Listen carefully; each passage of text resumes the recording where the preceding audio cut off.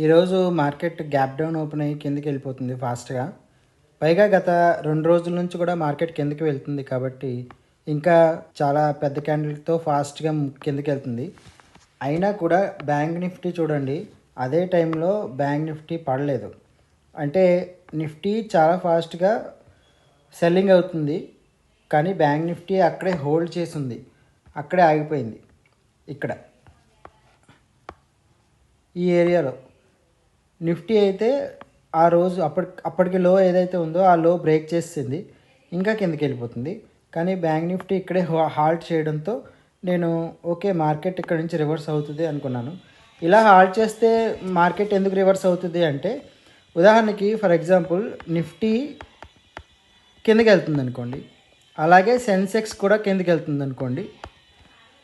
ఈ రెండు కిందకి వెళ్తున్నప్పుడు మార్కెట్లో సెల్లింగ్ అవుతున్నప్పుడు ఏదైతే స్ట్రాంగ్గా ఉందో అది రివర్స్ అవుతుంది. ఎందుకు అవుతుందంటే సైకాలజీ ప్రకారం మార్కెట్లో ఇది కిందకి వెళ్ళిపోతుంది, ఇది కూడా కిందకి వెళ్ళిపోతుంది.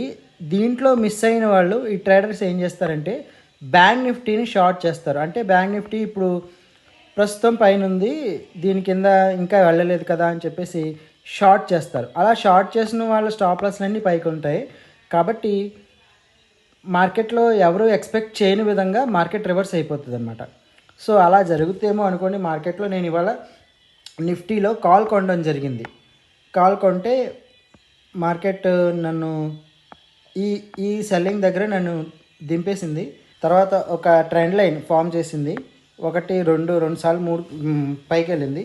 ఈ ట్రెండ్ లైన్ బ్రేక్ డౌన్ని కూడా నేను యాంటిసిపేట్ చేశాను. ఇది కూడా బ్రేక్ డౌన్ అయిపోద్ది, నా స్టాప్ లాస్ హిట్ అయిన తర్వాత ట్రెండ్ లైన్ కూడా బ్రేక్ డౌన్ అవుతుందిలే అనుకున్నాను. కానీ ఇంకా నేను 1 లాట్తోనే ట్రేడ్ చేయాలని రూల్ పెట్టుకున్నాను కాబట్టి ఇంకొక ట్రేడ్ తీసుకోలేదు. ఇవాళ స్టాప్ లాస్ హిట్ అయినా మళ్ళీ నేను ఇంకో ట్రేడ్ తీసుకోలేదు.